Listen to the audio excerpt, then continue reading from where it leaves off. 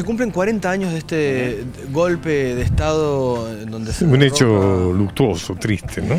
Sí. Que además tuvo la importancia de que abrió después otra serie de golpes de Estado y de cambios de gobierno, inclusive en nuestro propio país, ¿no? Sí. Pacho, está el informe, ¿eh? Lo podemos ver. Vamos a verlo, lo vemos y ahora sí lo charlamos. El 11 de septiembre de 1973, una multitud manifestaba por la porteña Avenida Callao. Acababa de llegar la noticia de que en Chile un golpe militar encabezado por Augusto Pinochet había terminado con el gobierno y la vida del presidente socialista Salvador Allende. Comenzaba a profundizarse la reacción contra los gobiernos revolucionarios nacionalistas o de izquierda que habían proliferado en el patio trasero mientras Estados Unidos se empantanaba en los fangales de Vietnam. La derrota en Asia hizo que Washington volviera a prestar atención a la América del Sur. Con la ayuda involuntaria del ultraizquierdismo, el general Juan José Torres fue derrocado en 1971 en Bolivia por el general Hugo Banzer. En Perú, Juan Francisco Velasco Alvarado, enfermo, cedió en 1975 el gobierno a militares moderados. En Buenos Aires, Juan Domingo Perón iniciaba en 1973 su tercera presidencia. En Medio Oriente, un nuevo conflicto armado cuadruplicaba el precio del petróleo, poniendo en crisis la economía europea. Estos cambios de los panoramas geopolítico y económico convencerían a Perón de que había que moderar los apresuramientos juveniles. Tras la muerte de Allende, la Argentina se convirtió en refugio de exiliados chilenos. Entre ellos, el general Carlos Prats, el jefe leal del ejército, luego asesinado junto a su esposa en Buenos Aires en el marco del Plan Cóndor. La crisis trasandina se reflejó en el intento de moderar la política interna del presidente argentino y la respuesta cada vez más agresiva de los sectores vinculados a la lucha armada.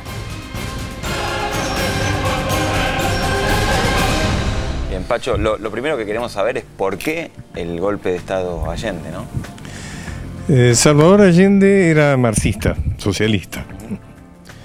Su gobierno fue el primero que subió al poder a través de una elección democrática. Y eso significó una fuerte alarma, sobre todo para los Estados Unidos, que venían ya de la experiencia cubana, donde no fue por medio democrático, pero sí a través de la salida de la gran dictadura, terrible dictadura de Batista. O sea que, digamos que Allende ya subió con una oposición nacional e internacional muy fuerte. Él pregonaba lo que llamaba la vía pacífica al socialismo, lo cual le fue rebatido. Fidel Castro estuvo 3 semanas en Chile, lo cual no fue nada bueno para Allende porque de alguna manera construyó toda la imagen, digamos, que justamente necesitaban sus enemigos para plantearlo como un gobierno comunista, antidemocrático. Y Fidel le reprochaba, inclusive cuando se fue de Chile, le reprochó diciendo que era imposible la vía pacífica hacia el socialismo, que no se lo iban a permitir. ¿Sabes por qué fue? Allende comenzó a practicar lo que le había pregonado, ¿no es cierto? Es decir, por ejemplo, recuperar la riqueza cuprífera de Chile. O sea, se sabe que el cobre es la principal riqueza natural que tiene Chile y estaba explotada por manos privadas. Entonces, confiscó algunas áreas de 2 empresas norteamericanas importantísimas, que fue la Anaconda y la Kennecott, lo cual ya fue un elemento que Estados Unidos lo juzgó como muy provocativo. ¿Tuvo apoyo del bloque comunista? Yo estuve con Allende pocas semanas antes, fuimos en un grupo de personas y nos recibió una larga entrevista como de 1 hora, y era un hombre, ya se lo veía muy preocupado, muy elegante, siempre fue un dandy, digamos, se vestía muy bien. Y él nos contó ahí que el único apoyo que tenían en algunos créditos muy chicos fue de Suecia y de China. Y era claro que en la repartición del mundo que se hicieron en Estados Unidos y el bloque comunista durante la Guerra Fría, Latinoamérica le correspondía a Estados Unidos, seguramente a cambio de alguna otra región que quedaba bajo el dominio de la Unión Soviética. Entonces la Unión Soviética no le prestó ningún apoyo, casi sería que al contrario, de alguna manera saboteó bastante al gobierno de Salvador Allende. Hablabas de apoyos, ¿qué pasó con Pablo Neruda?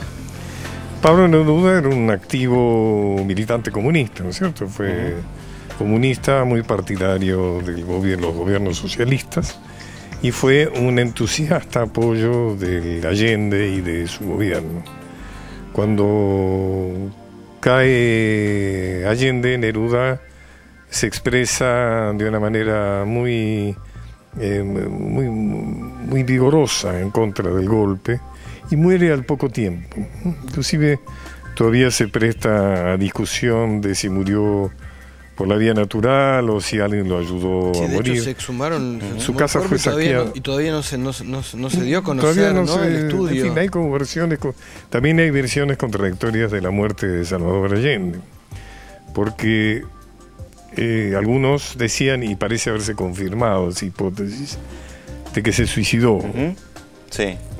Pero también se alentaron mucho las versiones de que había sido asesinado, lo cual le convenía, digamos, a ciertos sectores partidarios de Allende, ciertos sectores de la izquierda, la idea de que había sido muerto por el golpe, ¿no?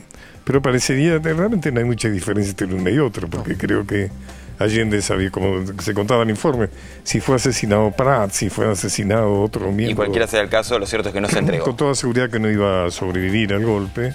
Bueno, él prefirió, con un maravilloso discurso final, ¿no es cierto?, el discurso de despedida, que es una pieza extraordinaria de patriotismo, de dignidad, de convicción. Él prefiere suicidarse y se suicida.